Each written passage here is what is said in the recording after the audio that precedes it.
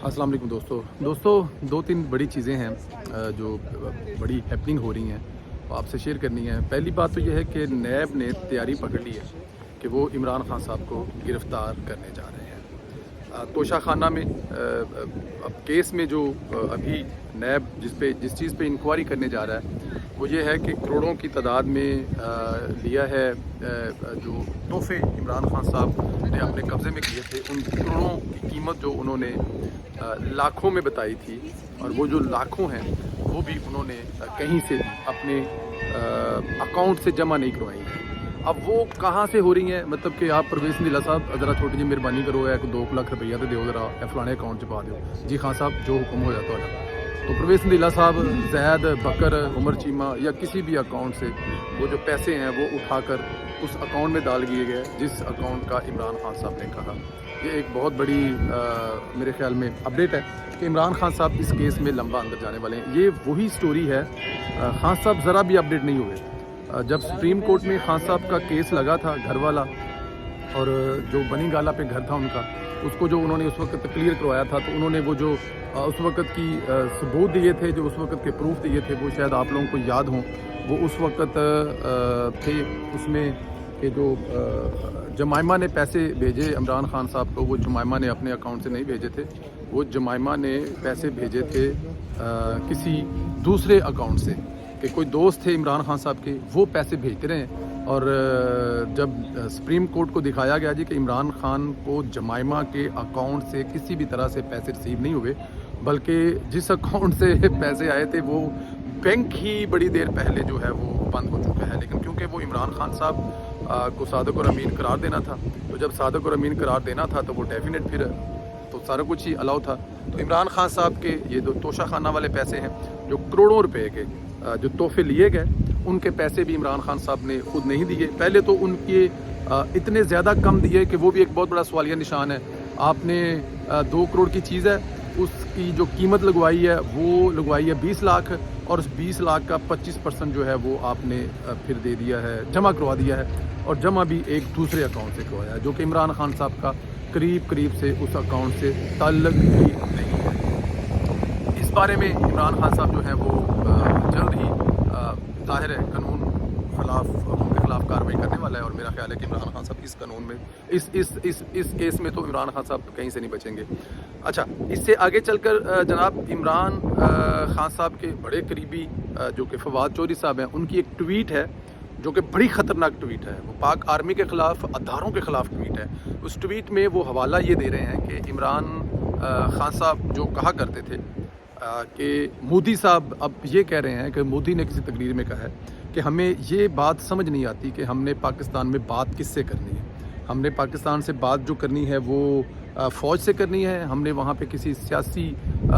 सियासतदान से बात करनी है, हमें ये समझ नहीं आती। तो इमरान खान साहब और फवाद चौधरी साहब अब ये हवाला दे रहे हैं मोदी साहब का कि मोदी साहब ने ये बात किसी जलसे में, किसी तकरीर में, किसी फोरम में कही है कि हमें ये बात नहीं समझ आती कि पाकिस्तान में बात पाकिस्तानी फ़ौज से करनी है, पाकिस्तान में बात IS से करनी है, पाकिस्तान में बात उसके प्रधानमंत्री या वज़ीर आज़म या प्राइम मिनिस्टर किससे करनी है। तो यहाँ पे फवाद चौधरी साहब का ये ट्वीट इस लिहाज से बड़ा ख़तरनाक है कि वो दुनिया को ये बताना चाह रहे हैं, या वो दुनिया को ये बताने की कोशिश कर रहे हैं कि पाकिस्तान जो है वो इस वक्त फ़ौज के अंडर है, और ये समझ नहीं आती कि हमने बात किससे करनी है और क्या करनी है। बहुत ही ख़तरनाक ट्वीट है। आपके अपने इख्तिलाफात हो सकते हैं, लेकिन आप इस दूर तक चले जाएं या इस नहज तक पहुंच जाएं कि आपको दूसरे मुल्कों की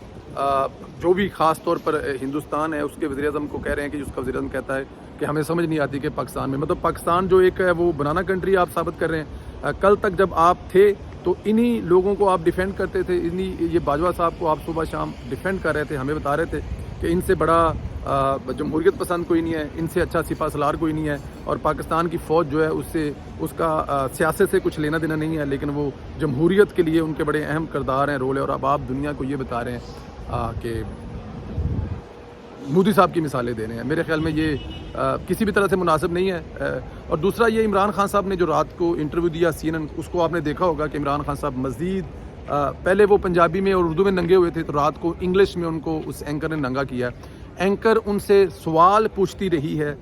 کہ آپ کے پاس کیا ثبوت ہیں کہ یہ جو کیا ہے فوج نے کیا ہے, IS نے کیا ہے یا اسٹیٹ نے کیا ہے. تو بجائے وہ اسٹیٹ بتانے کے وہ بتا رہے ہیں کہ مختلف وقت پہ مریم نواز کا نام لے رہے ہیں, مختلف کسی چیز پہ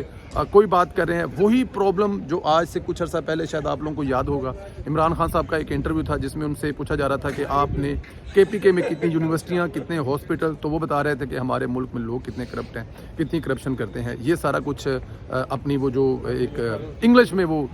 میں اب لفظ کیا یوز کروں ان کے لیے وہ جو استعمال کرتے ہیں, لیکن خیر انہوں نے رات کو خود اپنے آپ کو اتنا ننگا کروایا ہے کہ ان کے پاس کوئی جواب نہیں تھا, کسی قسم کا جواب نہیں تھا سوائے اس بات کے کہ وہ دوسروں پہ الزامات لگا رہے تھے. اور یہی ان کا وتیرہ ہے, یہی وہ کرتے ہیں. ان کے پاس جب کچھ نہیں ہوتا بات کرنے کے لیے تو وہ اداروں پر الزام لگا کر ان کے پیچھے چھپنے کی کوشش کرتے ہیں, جو رات کو بھی انہوں نے کیا. ایک آخری بات جو اس وقت پبلک کے طرف سے آ رہی ہے, پبلک اس وقت حکومت سے ڈیمانڈ کر رہی ہے کسی بھی طرح سے یہ جو امن و امان اور روڈ اور یہ بلاک کر کے پورے ملک کو آپس میں ڈسکنیکٹ کیا جا رہا ہے, اس پہ حکومت کو فل اور فوری ایکشن لینا چاہیے. اس وقت آپ لوگوں کو پتہ ہے کہ گورنر ہاؤس کی جو سیکیورٹی ہے وہ رینجر کے حوالے کر دی گئی ہے ڈیفینیٹ. اور یہ ابھی گورنر صاحب نے ایک اندیا دیا ہے, انہوں نے ایک بیان میں ابھی انٹرویو میں کہا ہے, ایک بیپر میں کہا ہے کہ یہ بھی ہو سکتا ہے کہ جو حالات جا رہے ہیں گورنر لگنے کی آپشن موجود ہے, گورنر راج لگنے کی آپشن موجود ہے. اور میرے خیال میں جس طرح پنجاب حکومت کر رہی ہے اس وقت گورنر راج لگوانے کے علاوہ کوئی چارہ بھی نہیں ہے. دیکھیں پاکستان کے بڑے شہر سیالکوٹ, گجرانوالہ, لاہور اور کراچی سے آنے والی ٹریفک, پشاور سے آنے والا سامان, گوڈ, سبزیاں, کاروباری زندگی کے لوگ پریشان ہیں کہ بڑی مشکل سے تھوڑا سا ملک بہتر ہونے کو کوشش کرتا ہے یا تھوڑی سی اکانومی بہتر اتر جاتی ہے تو آپ اس طرح سے اربوں روپے کا نقصان کرتے ہیں. آپ کی اسٹاک مارکیٹ سے لے کے آپ کی فروٹ سبزی منڈیوں سے لے کر, اب دیکھیں جن لوگوں کے سامان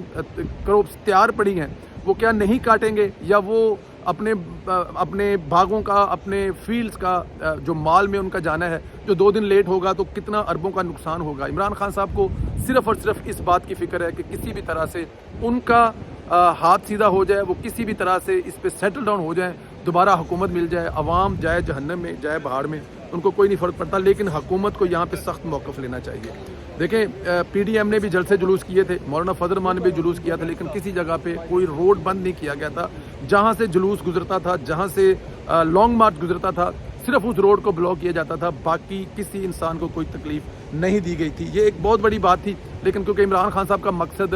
ہرگز وہ نہیں ہے جو باقی جماعتیں کر رہی تھی. عمران خان کا مقصد صرف اور صرف اتنا ہے کہ کسی بھی طرح سے یہ حکومت